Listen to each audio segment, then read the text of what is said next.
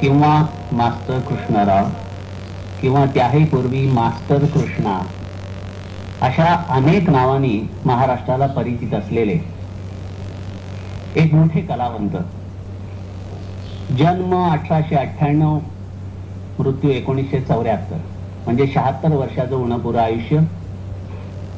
नाट्य, चित्रपट या दोन्ही क्षेत्रात अतिशय मोठी कामगिरी केलेली, अनेक क्रांतिकारक घटनांमध्ये हातभार, पण तोही इतका हसत खेळत की त्यांना प्रसन्न मूर्ती असा आणखीन एक पदवी द्यायला हरकत नव्हती. अशा मास्टर कृष्णरावांचा कार्याचा परिचय आपण करून घेणार आहोत. मास्टर कृष्णरावांचा विचार करताना खरं पाहता त्यांना गोष्टी वेल्हाळ अशी आणखीन पण एक पदवी द्यायला पाहिजे. त्यांना कथा सरित सागर असं पण म्हणायला हरकत नाही. इतक्या असंख्य कथा त्यांच्याजवळ होत्या, तितक्या चिजा पण होत्या. जवळजवळ 12 पेक्षा जास्त नाटकं, 15हून जास्त चित्रपट, शेकडो मैफली, हजारो बंदिशी. त्यांनी मला एकदा सांगितलं होतं की माझ्याकडे 3205 बंदिशी आहेत आणि मास्तर मोजदाद करण्यात फार पटाईत होते अनेक बाबतीत.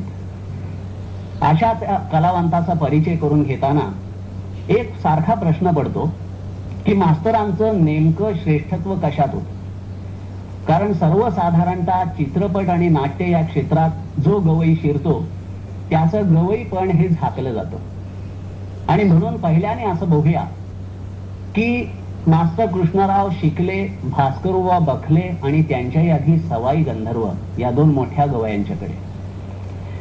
वास्तविक पाहता जेव्हा मास्टर कृष्णराव म्हणून प्रसिद्ध झाले त्याच्या आधी किती लोकांच्या कडे शिकले याचा नक्की मोजदाद सांगणं कठीण होतं, कारण मास्तर सगळ्यांच्याकडून विद्या घेतच होते. परंतु सवाई गंधर्व आणि भास्करबुवा बखले यांच्यासारख्या गायनाचार्यांच्याकडे शिक्षण घेतल्यानंतर जवळजवळ 10 वर्ष, 10व्या वर्षी शिकायला सुरुवात केली, 12व्या वर्षी आणि 1922 पर्यंत भास्करबुवांच्याकडे शिकले. तेव्हा मास्तर जेव्हा प्रसिद्धीला आले तेव्हा भास्करबुवांचे पट्टशिष्य म्हणून आले. आणि इथे महाराष्ट्र रंग का म्हणतो याचं थोडंसं विवेचन करू. आमच्याकडे चिजामध्ये नेहमी असं आहे की जर कोणी ख्याल रचले तर तो स्वतःचं नाव सदारंग, अदारंग इत्यादी रंग लावतो. जो ठुमऱ्या रचतो किंवा तत्सम रचना करतो त्याला लालन पिया, डरस पिया इत्यादी नावं असतात. आणि म्हणून मास्तरांनी लाईट म्युझिकच्या क्षेत्रात काम केलेलं असून सुद्धा महाराष्ट्र रंग ही पदवी त्यांना आणखीन सुद्धा द्यायला हरकत नाही. इतकं रंगदार गायकी त्यांची होती आणि ख्यालीय म्हणून ते महत्वाचे होते हे सांगावं असं वाटतं. आज त्यांचे एकलव्य शिष्य पंडित राम मराठे आपल्याकडे आहेत. त्याचप्रमाणे चतुरस्र कलावती ज्योत्स्ना भोळे, नाट्य निकेतन ह्या संस्थेच्या थ्रू आपल्याला नवीन संगीताच्या एका क्षेत्रात आणून सोडलेल्या ज्योत्स्नाबाई, आणि या सर्वाला अतिशय महत्वाचं कोंदण तितक्या चतुरस्र आपल्या कर्तबगारीनं पुरवणारे मोगर आंगणेकर यांच्या सहाय्यानं आपल्याला मास्तरांच्या प्रतिभेचा वेध घ्यायचा आहे. रामभाऊ, पहिल्यानं आपण तुमच्यापासून सुरुवात करू, कारण अतिशय लहान वयापासून तुमचा आणि मास्तरांचा कधी दूरचा कधी जवळचा असा परिचय नेहमीच राहिला. तर मास्तरांच्या ख्याल गायकीचा तुम्हाला उशिरा का होईना पण प्रत्यक्ष शिक्षणाचा लाभ झाला. आणि मास्तरांच्या बुद्धिमत्तेचा प्रत्यय हा त्यांच्या नेहमी प्रचलित असलेल्या चिजांच्या पेक्षाही, ज्याला अप्रचलित राग म्हणतो, त्यामध्ये वारंवार येत असे. आणि म्हणून त्यांच्या एखाद्या अप्रचलित चिजेनीच आपण सुरुवात करू. तुम्ही त्यांच्याकडे जे राग शिकलात त्याच्यामध्ये तुम्ही सांगितल्याप्रमाणे अतिशय मंगल नाव असलेलं मंगल तोडी, तिथून आपण सुरुवात करू आणि नंतर आपण त्यांच्या गायकीविषयी बोलायला लागू.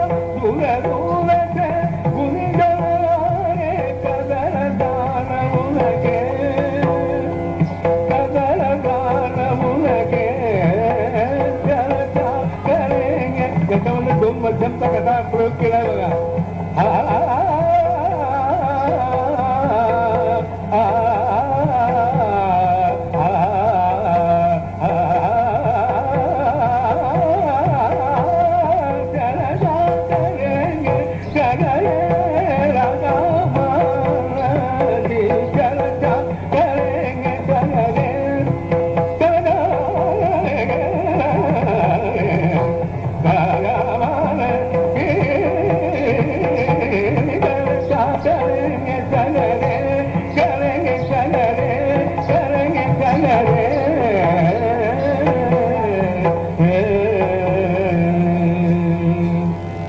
रामभाऊ, हो. आता मंगलतोडी ऐकताना असं एक वाटलं की अप्रचलित राग म्हणजे काहीतरी डोक्याला आणखीन गळ्याला त्रास देणारी गोष्ट असं म्हणून न गाता तो सुद्धा कुठेतरी त्याची मजा घेत घ्यायचा. हा जो काही मास्तरांचा एक खास प्रकार होता तो तुमच्या गाण्यामध्येही दिसून आला.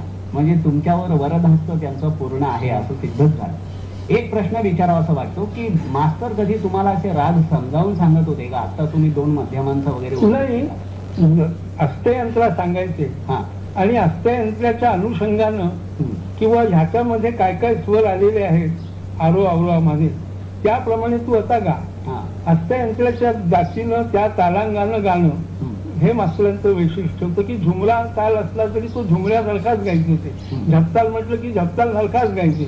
हे त्यांचं एक वैशिष्ट्य होतं. मग मुद्दाम विचारण्याचा उद्देश असा की मास्तरांनी कोणाला शिकवलं नाही. मास्तरांचे शिष्य फार मोठे नाहीत, संख्येने मोठे नाहीत. असं म्हटल्यानंतर मग मास्तर कसे शिकवत होते?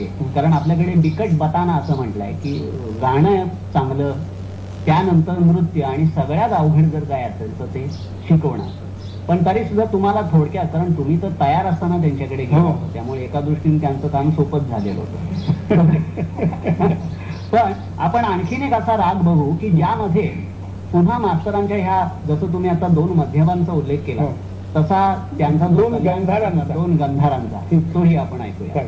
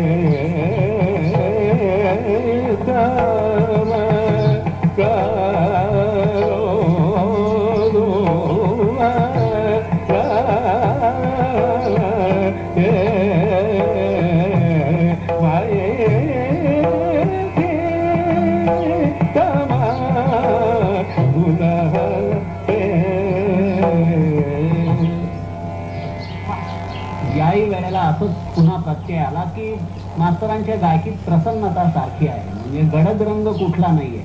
तसं पाहिलं तर लोक कोणी दुःखाने गातात, कोणी आरतासारखे गातात, कोणी व्यथा असल्यासारखे गातात. परंतु मास्तरांच्या गायनात नेहमीच असं वाटतं की प्रसन्नता भरून राहिलेली आहे. आणि अशा तऱ्हेचा माणूस जेव्हा तानाही मारतो, राग वेगवेगळे गातो. आता उदाहरणार्थ तुम्ही मगाशी म्हणून दाखवत होता बाहेर की पंचम मालकंस सारखा राग. म्हणजे मालकंसची प्रकृती अगदी सिनेमा संगीतापासून ते ख्यालापर्यंत इतकी गंभीर वगैरे मांडली गेली. आणि त्याला मध्ये पंचम आल्यानंतर आणि काय होतं, याविषयी गवयांनी काठ्याकूट केलाय. परंतु तो सुद्धा राग मास्तरांच्या गळ्यामध्ये आला आणि मास्तरांच्या प्रतिभेचा स्पर्श त्याला झाला की कसा होत होता हे बघितल्यानंतर पुन्हा एकदा आपण मास्तरांच्या गायकीतल्या वैशिष्ट्याकडे की ज्यामुळे ते नाट्यसंगीतात प्रवेश करू शकले? त्याचं कारण असं आहे हा. की आपण ते म्हणालात की मास्तर नेहमी प्रसन्न मुद्रेनं असत, रंगमूर्ती असत, थोडक्यात आपण वर्णन करू त्यांचं. तर ते प्रेक्षकामध्ये आले कीच अगोदर असं लोकांना एक गुलाबाचा बगीचा आल्यासारखं वाटायचं. वा. खरं सांगायचं म्हणजे की काय प्रसन्न मूर्ती हो, हसतमुख. ते स्वतः म्हणायचे की मी तर आता रड्यासारखा बसलो होतो, प्रेक्षक मी म्हणजे काय कठीण आहे बाबा ह्या माणसाचं गाणं ऐकायचं म्हणजे. अगदी हा निर्विकार मनुष्य वगैरे असं ते चेहरे वाकडे तिकडे करायचे, कठीण आहे. त्यांना वाकडी तिकडे माणसं चेहऱ्याची समोर बसलेली आवडायची नाही काही वेळेला. मग आम्हाला नकला करून दाखवायचे समोरच्या माणसांना गाणं चालू असताना की तो बघ मिशा वाढवलेला वगैरे, भयान मनुष्य वगैरे, म्हणजे अशा तऱ्हेचे गमती करत असत. तर आता मी आपल्याला ती पंचम मार्कोस मध्ये म्हणून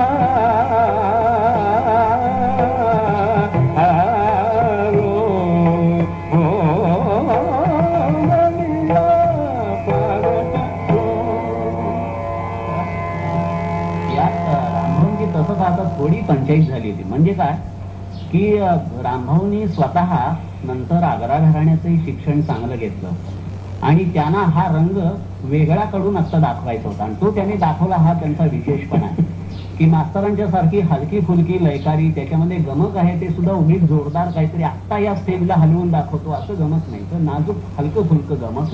ह्या सर्वाचा प्रत्यय आपल्याला रामभाऊने आणून दिला, कारण ते स्वतःही थोडेसे नट आहेतच, थोडे काय चांगलेच नट आहेत. तर आता आपण मास्तरांच्या नटमूर्ती ह्या प्रकाराकडे वळलं पाहिजे. कारण तसं पाहता मास्तर कृष्णरावांची प्रसिद्धी झाली ती अतिशय पूर्वी, म्हणजे संत सखू या हरिनारायण आपट्यांच्या नाटकामध्ये 1910 साली भक्त जन सदा हे गाणं म्हणणारा एक छोटा बालक म्हणून झाले. आणि त्यात मास्तरांच्या पुष्कळ कथा आहेत. त्याच्यामधली एक कथा अशी की त्या वेळेला त्यांना त्या चमत्कारिक अशा सिच्युएशन मध्ये एकदा काम करायचं असताना त्यांनी प्यायलेल्या 2 रासबेरी, कारण वन्स मोर मिळाला की 1 रासबेरी असं तो स्कोअर ठरलेला होता, तर 2 मिळाल्यावर ते 2 प्यायले होते आणि त्यानंतर मग त्यांना उलटी झाली होती आणि भगवानाला हे काय झालं असा लोकांना प्रश्न पडला होता. तेव्हा अशा घटना नेहमीच त्यांच्या आयुष्यात घडत. तर त्या नाट्यमूर्तीकडे वळताना पुन्हा असं बघता येईल की नट म्हणून बालगंधर्वांच्या समोर गायक म्हणून मास्तर उभे राहणं हे केवढं कर्तृत्व असलं पाहिजे याची कल्पना करावी. आणि मग अर्थात खुद्द भास्करबुवांच्याच आज्ञेनं द्रौपदी ह्या नाटकामध्ये सुद्धा त्यांनी 2 चाली दिल्या होत्या. हो. आणखीन त्या त्याची हकीकत अशी आहे, पांडवा सम्राट पदा. हो, त्याची हकीकत अशी आहे की बुवाना जालंधर अमृतसरकडे बोलवून आलं आणि 10-12 दिवसावरती नाटकाचा प्रयोग आला. तेव्हा मास्तरला म्हणाले आणि कृष्णा म्हणाले वो मला असं बोलवणं आलंय आणि मला जाणं भाग आहे, तेव्हा ह्या वेळेला तू काही माझ्याकडे बरोबर येऊ नको आणि सगळं चालीची ह्या 2 चालीची जबाबदारी मी तुझ्यावरती टाकून माझा तुला पूर्ण आशीर्वाद आहे की माझ्या ह्या संगीत जे आतापर्यंत गेले त्याला साजेच असं ती घेते. म्हणून मग मास्तरांनी त्या 2 चाली लावल्या आणि नंतर बुवानी ऐकल्यानंतर बुवा म्हणाले की खरोखर माझ्या चालीला कुठे ठिगळ लावण्यासारखं असं वाटत नाहीये की एक संधी जसा एखादा चालू असतो तसं वाटतंय की म्हणजे तितकाच भारदस्त चाली ह्याबद्दल म्हणजे गुरुनीच आपल्या शिष्याला संगीत दिग्दर्शन चान्स दिला पाहिजे, सुवर्ण संधी दिली नाही. भास्कर बुवांचा आणि मास्तरांच्या संबंधाबाबत असं नेहमी सांगितलं जातं की एखाद्या खऱ्या अर्थानं लहान असलेल्या शिष्याला बोट धरून जणू काही गाण्याच्या गुंतागुंतीतून बाहेर काढावं, त्याप्रमाणे भास्कर बुवा त्यांना शिकवत होते. आणि त्याप्रमाणे नाट्य संगीताच्या क्षेत्रातही भास्कर बुवांच्या आशीर्वादाने प्रेरणेने त्यांनी प्रवेश करणं हे योग्यच होतं. परंतु खरी संगीत दिग्दर्शक म्हणून नाटकामध्ये संगीत देण्याची त्या मास्तरांची कारकीर्द ही गंधर्व कंपनीमध्ये सुरू झाली आणि त्यावेळेला अनेक नाटकांना संगीत दिलं. पण त्यातलं एक आपण ऐकल्यानंतर द्रौपदी मधल्या त्यांच्या चाली आणि ह्या चालीमधला त्यांचा स्पर्श हा किती वेगळा आहे हे लगेच लक्षात येईल. आणि मला असं वाटतं पुढे आपण तिकडे येणार आहोत की एका काळी नाट्य संगीतामध्ये संगीतच असे, त्यानंतर ते पदापर्यंत आलं, त्याच्यानंतर ते भावगीतापर्यंत आलं आणि तरी त्यातलं नाट्य कायम राहिलं. ह्या सर्व ठिकाणी मास्तर अतिशय प्रभावीपणे वावरू शकले. याला कारण त्यांच्यामधलं नटत्व, आणि हे नटत्व त्यांनी चांगलं झोपलेलं होतं की माणसाला कुठल्या कुठल्या तऱ्हेनं नटता येतं आणि ते गाण्यामध्ये कसं नटता येतं. तर आता आपण ज्योत्स्नाबाईंच्याकडून एक पद ऐकणार आहोत. गीतच म्हणायला पाहिजे परंतु आधीच आहे म्हणून पद म्हणूया. आणि हे आशा निराशा ह्या नाटकामधलं आहे. जुनं आहे, आपल्या नेहमीच्या ऐकिवातलं नाही. थोडीशी आउटलाईन ठेवून ऐकल्यानंतर मास्तरांच्या नाट्य संगीताच्या क्षेत्रातल्या प्रवेशानंतरच टाकलेलं एक जबरदस्त महत्वाचं पाऊल म्हणून आपण तिकडे बघू शकतो. Thank you.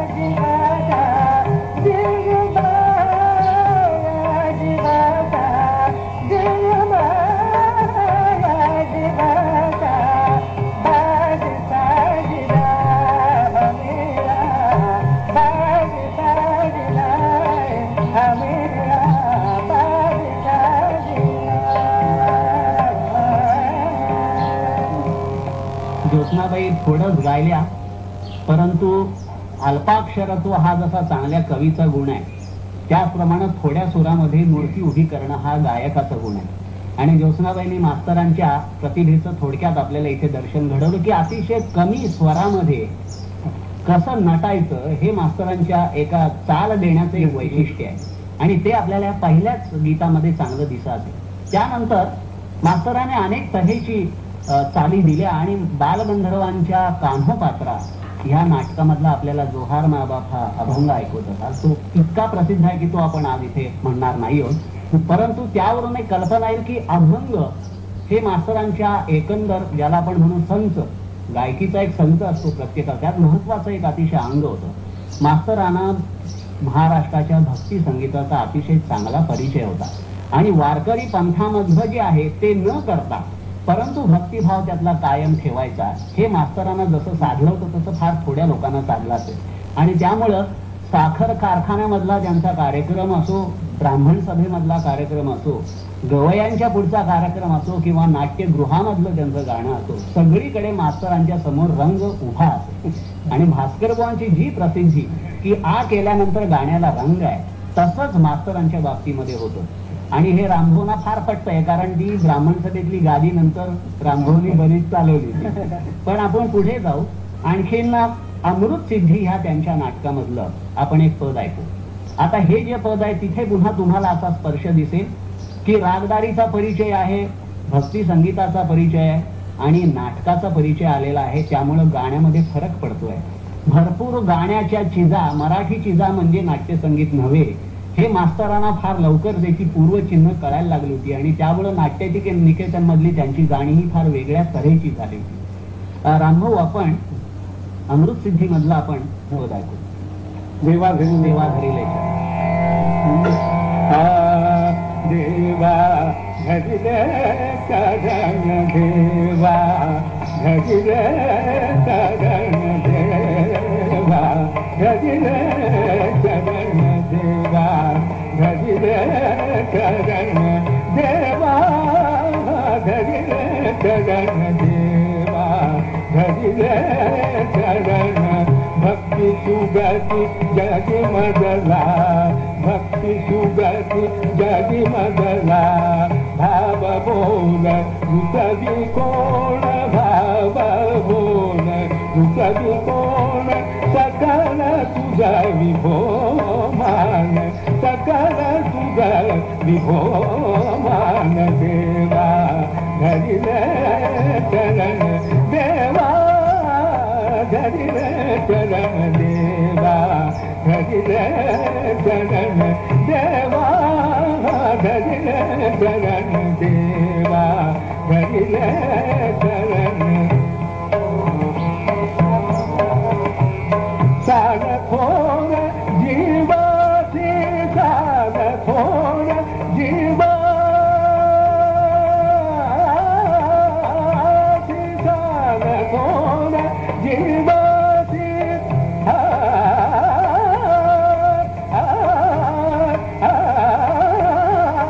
हे नालंगावना चालू नाही.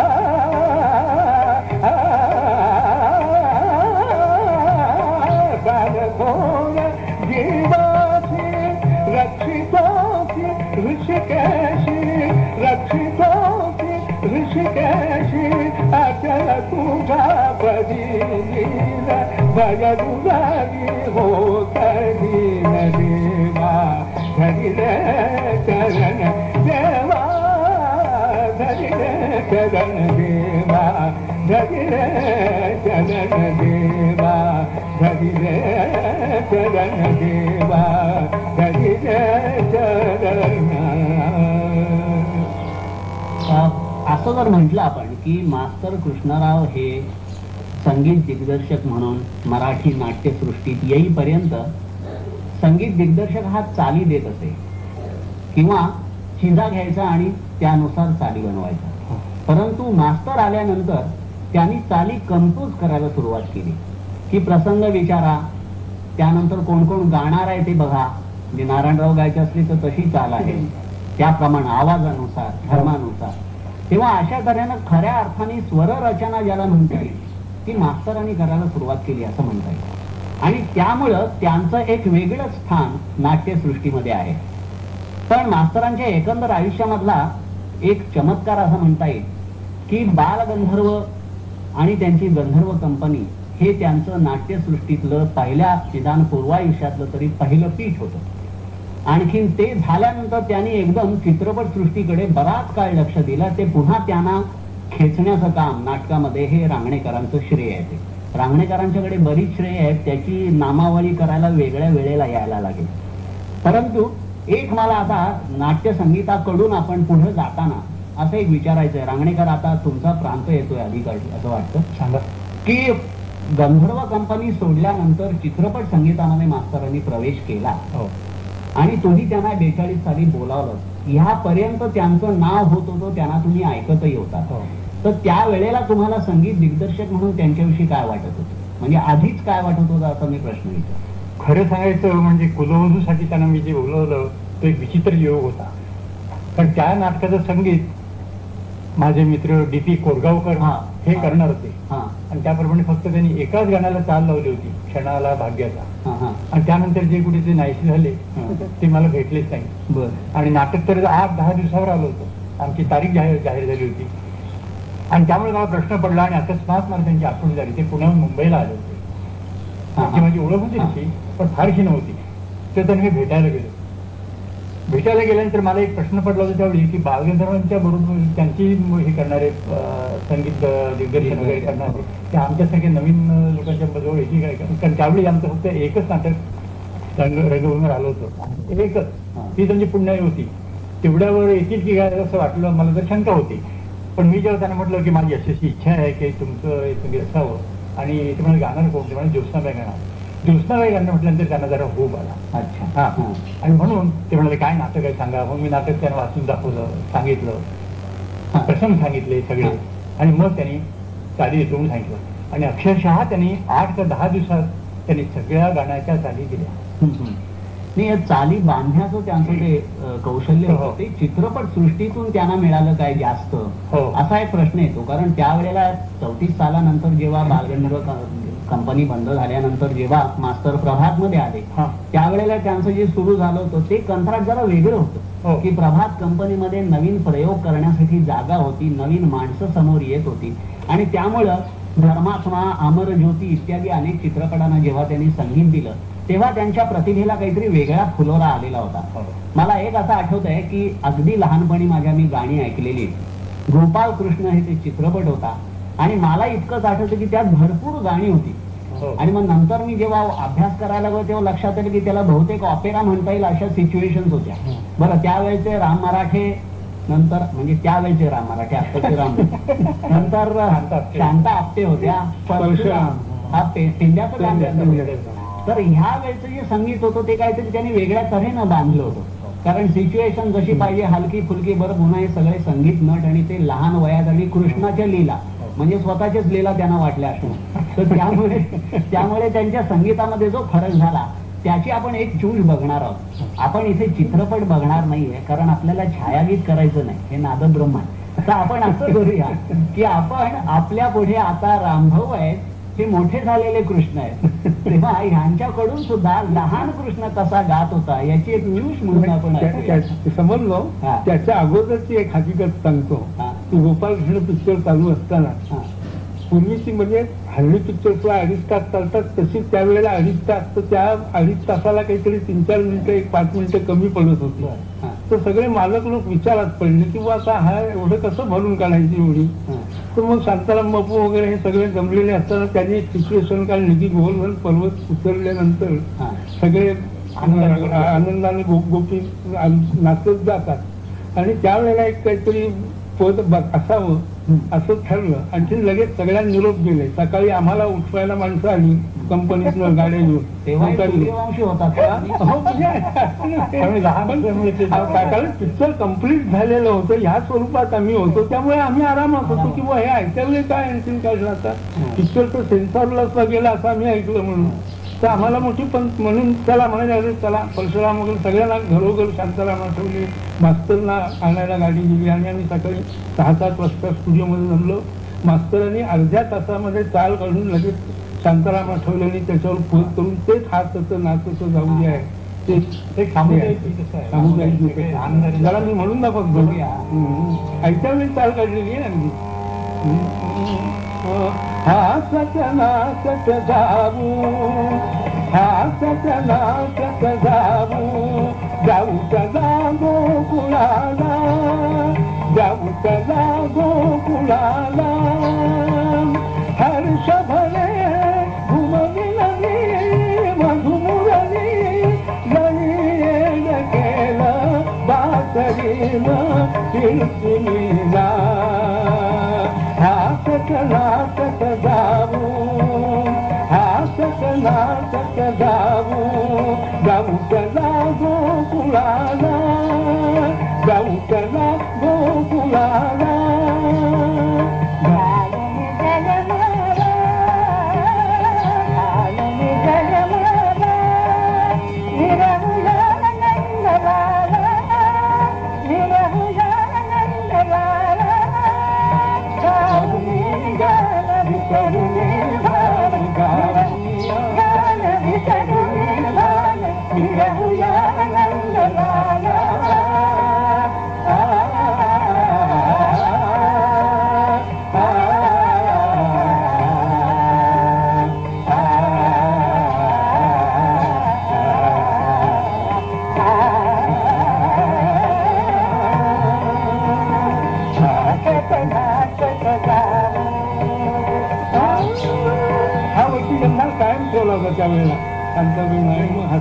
म्हणता तेव्हा सारखी मला आठवण होत होती की आपापच राधा व्हावंसं वाटलं.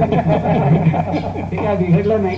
एकंदरीने कृष्ण म्हटलं आमचं राधा जोडीने होते. हळद कुंकासारखीच ती जोडी आहे. एक म्हटलं दुसरं आलंच पाहिजे असं आपापच झालं. मास्तरांनी ऐन वेळेला बांधलेल्या चाली ह्या कदाचित मुद्दाम बांधलेल्या चालीपेक्षा सुद्धा सुंदर असतील. कारण मास्तरांची कल्पकता इतकी विलक्षण होती की 4 शब्दामध्ये जसं एखादा कवी नवीन विश्व उभारून दाखवतो त्याप्रमाणे त्यांनी विश्व उभारलं होतं. या विश्व उभारण्यावरून मला आठवण झाली की त्यांनी चित्रपटामध्ये भूमिका केल्या परंतु चाली जास्त दिल्या. आणखीन त्यामध्ये एक मला असं आठवतंय की मला वाटतं विश्वाचे हे आमचे असं काहीतरी सावता. तर त्याची सुद्धा धून ही अतिशय वेगळ्या तऱ्हेची होती. म्हणजे आता आपण एक चंचल लहान मुलं जात आहेत, थोडीशी निर्बणुकीची आनंदाने जात आहेत. तर हा प्रसंग जरा वेगळा होता. थोडासा गंभीर पण आहे, त्याच्यामध्ये आनंद पण आहे, पण तो संताचा आनंद आहे. त्यामुळे त्यात उन्माद नाहीये, नुसता हर्ष आहे त्याच्यामध्ये. तर ही चाल कशी होती जरा आपण बघूया आणि नंतर पुढे मास्तरांचा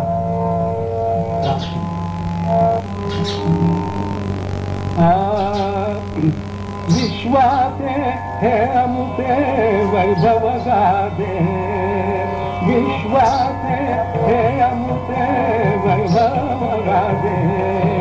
आम्ही दुनियेचे राधे, आम्ही दुनियेचे राधे, आम्ही दुनियेचे राधे, आम्ही दुनियेचे राधे, आम्ही दुनियेचे राधे. निळ्या नदी रत्नांचा तळपती ज्योती, निळ्या नदी रत्नांचा तळपती ज्योती, निळ्या नदी रत्नांचा तळपती ज्योती, निळ्या नदी रत्नांचा तळपती ज्योती, निळ्या नदी रत्नांच्या तळपती ज्योती, निळ्या नदी रत्नांच्या तळपती ज्योती. भूमी तनी अगणित हे माणिक मोती, भूमी तनी अगणित हे माणिक मोती. विश्वंभर रूपक साजे गाढ दिशा विश्वंभर रूपक साजे गाढ दिशा विश्वंभर रूपक साजे विश्वाचे हे आमचे वैभव राजे आम्ही दुनियेचे राजे आम्ही दुनियेचे राजे आम्ही दुनियेचे राजे. फक्त आपल्या प्रेक्षकांच्या माहितीसाठी की आता मगाशी सावता माळ्याच्या वेशामध्ये मास्तर गातात असं त्यांचा फोटो होता आणि तेव्हा त्यांना फार वेगळा श्रोतृवृंद लाभला होता. म्हणजे कृष्यव आणि बुलगानी ही माणसं तेव्हा श्रोते म्हणून होती. आता त्या दोघांचं काय झालं असेल ते काय आपल्याला माहिती नाही, कारण मास्तर स्वतः मात्र रंगलेले होते हे काही वेळेला दिसतं. मास्तरांच्या ह्या चित्रपट सृष्टीतली कारकीर्द तसं पाहता त्यांच्या नाट्यसंगीतातल्या पुढच्या कारकिर्दी बरोबरच चालू राहिली. कारण गंधर्व कंपनी झाली, त्यानंतर प्रभात झाली, त्यानंतर ते राजकमलचेही काही चित्रपटांचं त्यांनी दिग्दर्शन केलं आणि तेव्हा नाट्यनिकेतनचा सांधा जुळलेला होता. आणि मला असं कधीतरी वाटतंय की दोन गोष्टींचा अभ्यास जरूर व्हायला पाहिजे मास्तरांच्या बाबतीत, की मास्तर चित्रपटात संगीत देत होते तेव्हाच नाटकातही देत होते, तर चित्रपट संगीत दिल्यानंतरच्या त्यांच्या संगीतात ते फरक झाला का असं बघायला लागेल. कारण मास्तर अतिशय हुशार होते. तावरून ताघात ओळखावं जसं तसं त्यांच्या संगीतामध्ये सारखे टप्पे दिसतात आणि हे टप्पे आता आपण बारकाईने पाहिजे तर खूपच वेळ लागेल, पण थोडक्यात आपल्याला मोगर आंगणेकरांसारखा आता MGR म्हटल्यानंतर आजकाल त्याचं वेगळं कॉनोटेशन आहे म्हणून सोडून देऊ आपण. मोगर आहे त्यांच्या बाबतीत फार चांगलं नाव पडलंय, फुलाचीच आठवण होते चक्क. तेव्हा आपण मोगर आंगणेकरांना एक मला प्रश्न विचारायचा आहे. तुम्ही स्वतः अतिशय खंदे पत्रकार, बरंचसं खोचक लिहिणारे पत्रकार आणि नाही, खोचकपणाची आठवण फार चांगली आहे कारण तुमच्या व्यक्तिमत्वाचा तो एक मोठा भाग आहे. आणि म्हणून अशा एखाद्या नाट्य दिग्दर्शक, लेखक, आणखीन स्वतः नाटक उत्पादन करणारा माणूस ह्याची जेव्हा गाठ पडते मास्तरांसारख्या अष्टपैलू व्यक्तिमत्वाची, तेव्हा रसायन वेगळं घडत असतं. या रसायनाचाच आपल्याला थोडासा मागोवा घ्यायचा आहे. तुम्हाला इतर संगीत दिग्दर्शकांच्या पेक्षा मास्तरांच्यात वेगळं काय वाटतं? कारण तुमच्याकडे इतरही संगीत दिग्दर्शकांनी बरीच कामं केलेली आहेत, तुम्ही पाहिलेली. प्रत्येक संगीत दिग्दर्शकाचं स्वतंत्र काहीतरी वैशिष्ट्य होतं असं मला वाटतं.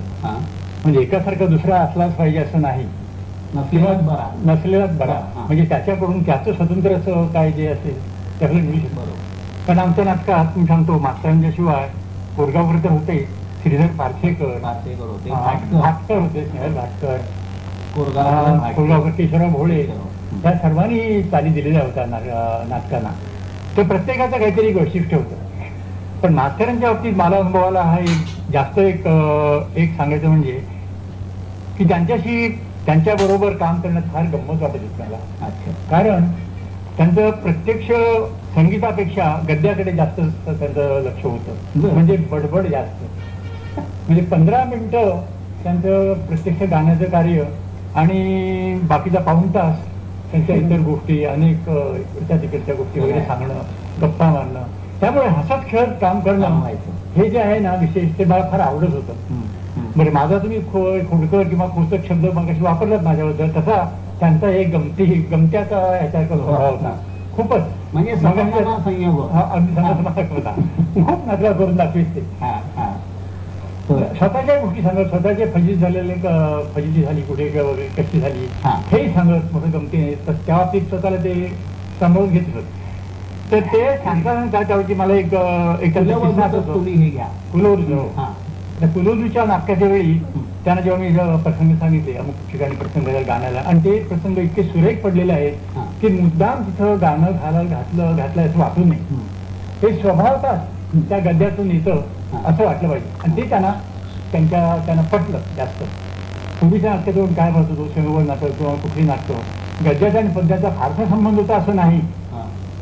गाणं स्वतंत्र होतं, सुंदर होतं, फार अप्रतिम होतं म्हणतो मी. आणि त्यापेक्षा मास्तरांची इथे जास्त खरं सांगितली परीक्षा होती, वेगळी कसोटी. आणि ह्या दृष्टीने जेव्हा चाली दिल्या त्यांनी, त्यावेळी एका चालीच्या वेळी त्यांनी मनरवणा मधुसूदना म्हणून एक भजनाची चाल दिली. त्यावेळी त्या चालीच्या बाबतीतच माझं माझा थोडंसं खटका झाला. खटका म्हणजे असा की मास्तर म्हटलं ही गाणी हे चालू भोकळ्यासारखी वाटते हो. लोक म्हटलं स्टॅम्पिंग करतील आणि मग आपलं ते नाटकाचं सगळं बेरंग गाणेकर नाही तुम्ही सांगतो ह्या नाटकाला तुम्हाला बनस्फोट मिळतील. बनस्फोट मिळतील. मी म्हटलं पैसे नव्हतो. म्हटलं पाहिजे कितीचे नव्हते रकमेचा संबंध नव्हता. पैशाच्या बाबतीत माझा धंदा होता आणि त्यांच्या बाबतीचा प्रश्नच नव्हता. तर बघू म्हणाले. आणि नंतर त्यांनी मला वाटतं दिवसाबाई जर म्हणून दाखवली त्याने कशी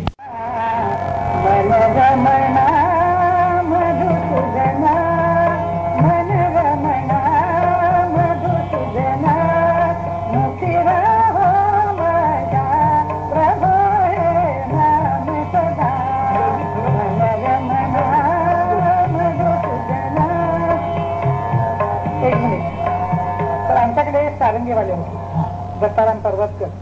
तर ते म्हणाले मला राजस्थाना जरा खटक गं तू मास्तरानं जरा विचार की निराळे थोडीशी कराल की चाल. तर मला थोडं वाटायचं की असे नुसतं म्हणायचं म्हणजे काही मध्ये काहीच नाही त्याला. पण मास्तर असं वाटायचं मोठे मास्तर आणि मी त्यावेळेस नुकतीच त्यांच्या जी नाटकातल्या बाबतीत गाणी म्हणणारी ते म्हटलं मी नाही राहू मास्तरांनी आपण विचारणार. म्हणता नाटकगिरी जवळ आल्यानंतर मला ते थोडंसं म्हटलं मी म्हटलं मास्तर सगळे असं म्हणतात की थोडंसं फारच सोपळ्यासारखं झालं. कोण म्हणतो म्हणाले. म्हटलं वाजवणारे म्हणता थोडंसं. आणि एकदा काय झालं मी म्हणता रंगीत चालली म्हणजे कशाला तरी मनरमणा मधुसूदना मथिरा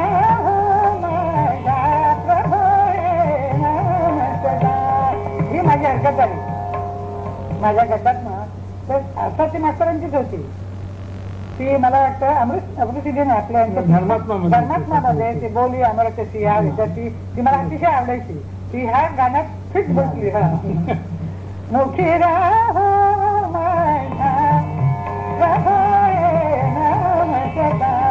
मला म्हणायचं घेऊ नको. म्हटलं काय मास्तर घेऊ कशाला नको. धर्मात्मा उद्या आली मिळाली. म्हटलं मास्तर जरा खूप वर्षी झाली हो उद्या आता थोडंसं तरी ते बरं वाटतं. पण ते भजन ते एकंदर सगळी सिच्युएशन नाटकातली आणि तुम्हाला ते सगळं झाल्यानंतर जे कडकडून टाळी पडली आणि मास्तर मध्ये राहून मला बघत होते. आता काय कसं काय वाटतं तुला बाहेर गाणं. ही तुमची आठवण फार महत्वाची आहे की अशासाठी की एखादी आपली चाल त्याच्यामध्ये आलेला एखादी सुरावट ती सुरावट पूर्वी आलेली आहे म्हणून ती माझ्या चालीत येता कामा नये. हा खरा निर्माण करण्याचा अभिमान आहे की मी पुनरावृत्ती करणार नाही. तोच तो बोलेल तो बोलणारा कसला तेच ते गाईल तो गाणारा कसला ही म्हणच आहे. त्याप्रमाणे मास्तरांचा हा प्रतिभेचा विशेष आहे की ते पुन्हा येता कामा नये. आणि हा कला निधी होते त्यांच्याकडे काही 150 हो पण आम्हाला दुसरं घ्यायला वेळ होता कुठे. हो 8 दिवस झाले होते आणि शेवटी 2 दिवस जेव्हा राहिले त्यावेळी त्यांच्या डोक्यात आलं रांगणेकडे आपण दुवेट घालू होता. ते दुवेट म्हटल्यानंतर मला वाटतं सिनेमाची झळ लागलेली आहे त्यामुळे त्या दुवेटचा आणि नाटकात तरी दुवेट असेल मला तरी माहिती नव्हतं माझ्या हयाती. तर ते म्हणाले पाहते खरं फार चांगलं सिच्युएशन तरी तुम्हाला काय सिच्युएशन मी काढली तेवढी करा. आपण तो 2 दिवस उरले होते पण मलाही जरा थोडंसं हुरूप वाटतं काय ते नवीन करतो आपण म्हणून. मग मी ते भाग्यवती मी त्रिभुवनी झाले कुबेर माझा धनी हे करून दिलं गाणं. अर्धा रसात केलं पण मी अर्धा रसात दिलं आणि त्यांनी 15 मिनिटं त्यांनी चाललं त्या गाण्याला. हा एक आणखीन एक विशेष आहे की आपल्या जुन्या हिंदुस्थानी संगीताच्या लोअर मध्ये भरपूर भिजलेला माणूस मुरलेला माणूस पण नवीन काही प्रयत्न करायचे तर त्याला सामोरा जाणार. म्हणजे जसं आजच्या पंडित रविशंकरांची आठवण होती की एक अल्लाउद्दीन खासाहेबांच्या पासूनच सगळी विद्या घेतलेला परंतु आज तो कॉन्चेर्टो सुद्धा तयार करण्याच्या मागे लागू शकतो माणूस. हा एक प्रतिभेचा नवीनपणा आहे तो मास्तर होता. मला मात्र वाटलं नव्हतं मास्तर म्हणजे तो असेल म्हणून कारण अतिशय जुन्या पठडीत गेलेलं त्यांचं आयुष्य त्यामुळे मला तरी प्रश्न पडला होता. ज्योत्स्नाबाई तुम्हाला मास्तर शिकवताना कसे वाटले. कारण पुन्हा शिकवताना माणूस वेगळाही असू शकतो काही वेळेला भयानकही असू शकतो. मास्तर हे तुम्हाला मला ते भयानक अजिबात वाटले कारण नाटकापुरता माझा त्यांचा असा गाण्याचा संबंध आला ना. एरवी काही मी त्यांच्याकडनं तालीम घेतली नाही. तर नाटकाच्या वेळेस असेच गायनाकडनं मला सांगितल्याप्रमाणे खूप गप्पा मारायचे. चाल असली तरी लवकर नाही आली तर द्यायचे चाल म्हटल्यानंतर ते निश्चिंत असत. निश्चिंत जरी असले ना तरी मी एकंदरीत नाही कठीणच चाली दिलेल्या आहेत. कारण ज्याला अमृत बोला त्याचा अंतरामधूनच कुठून तरी दुसरं एक तालाला कुठल्या तरी इथून कमीपासूनच तू सुरुवात कर, म्हणजे काल घेऊ नका, निराळ्या काहीतरी करण्याची त्यांची फार प्रवृत्ती होती. एवढं आणि जीवला गा म्हणून जे त्यांचं हा, नाटक एक होता म्हातारा एक एक होता ताल आहे. म्हातारामधलं. हा. ती चालही अवघड आहे खूप, आणि ती तुमच्या गायकीत अगदी फिट बसली, परंतु ती शिकवताना काही तुम्हाला अडचण आली नाही. नाही, शिकवताना ते अतिशय चांगल्या रीतीने इतकी शिकवायचे. अनुरूप चाल पडल्याच्या प्रसंगाला तो प्रसंग जेव्हा मी त्यांना सांगितला हा, तेव्हा त्यांना इतकं वाटलं आणि त्या ह्याच्यात त्यांनी ते चाल काढली. बघूया ती ऐकूया. फार सुरेख मला वाटते, माझ्या दृष्टीनं फार चाल सुंदर हा, झाली. हा, हा.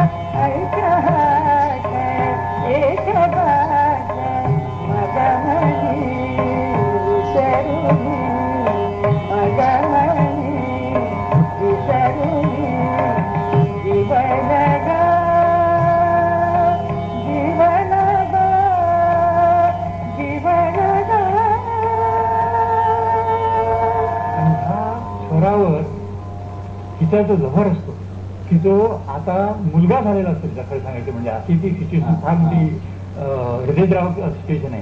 तो बाहेर गावून आलेला असतो आणि दरवाज्यावर म्हणजे नाना आपल्या वडिलांना, कारण त्याने दुसरं लग्न केलं असतं आणि ते याच्याच प्रेयसी बरोबर केलेलं असतं.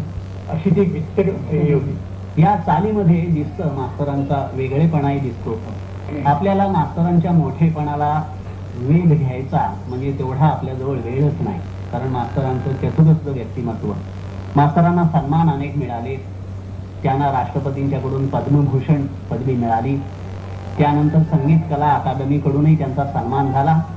त्याहीपेक्षा त्यांना आवडणारी आणि अनेकांना परिचित असणारी म्हणजे शंकराचार्यांच्याकडून त्यांना मिळालेली पदवी संगीत कलानिधी 42 साली मिळाली. ती त्यांनाही स्वतः आवडत असली पाहिजे इतर सर्व सन्मानांच्या पेक्षा, कारण कुठेतरी मास्तर धार्मिक फार होते. आणखीन अशा ह्या चतुरस्र व्यक्तिमत्वाला भैरवी खूप आवडत होती असं माझ्या लक्षात येतं, की भैरवीमध्ये सुद्धा प्रसन्नता घालूनच कसं काम करायचं असा मला वाटतं कुठेतरी त्यांना चॅलेंजच वाटला असेल. म्हणून त्यांनी भैरवी इतक्या वेळा त्यांनी प्रयत्न त्यांचा चालू राहिला आणि त्यामध्ये ते अतिशय यशस्वी झाले. माझ्या मनात होतं की आपल्या सर्वांच्या मदतीने त्यांचं लाखाराणीमधलं अतिशय चंचल गतीची भैरवी ऐकावी. वेळ थोडा आहे, आपण असं करूया की आता एक फक्त भैरवी ज्योत्स्नाबाई गाती आणि ती पुन्हा त्यांच्याच नाट्यनिकेतनच्याच नाटकामध्ये एक होता म्हातारामधली. पण ती भैरवी ऐकून आपल्याला मास्तरांच्या भैरवीवरच्या आवाकेची चांगली कल्पना आहे की केवढा पगडा असला पाहिजे त्यांचा एकंदर सर्व गोष्टींच्यावर. मास्तरांच्या कलेचा परिचय घडवून देण्यासाठी अनेक मंडळींनी सहाय्य केलं. त्यांच्या कन्या वीणा चिटको यांनी केलं, त्यानंतर भास्कर भुवनचे जामान धामणकर यांनीही केलं. मास्तरांचा लोकसंग्रह मोठा होता, शिजांच्या पेक्षाही त्यांचा लोकसंग्रह मोठा होता असं म्हटलं पाहिजे. तर आपण ही हास रे त्यांची बंदिश ऐकून, बंदिश आहे ते भैरवीत असल्यामुळे आपण थांबतो.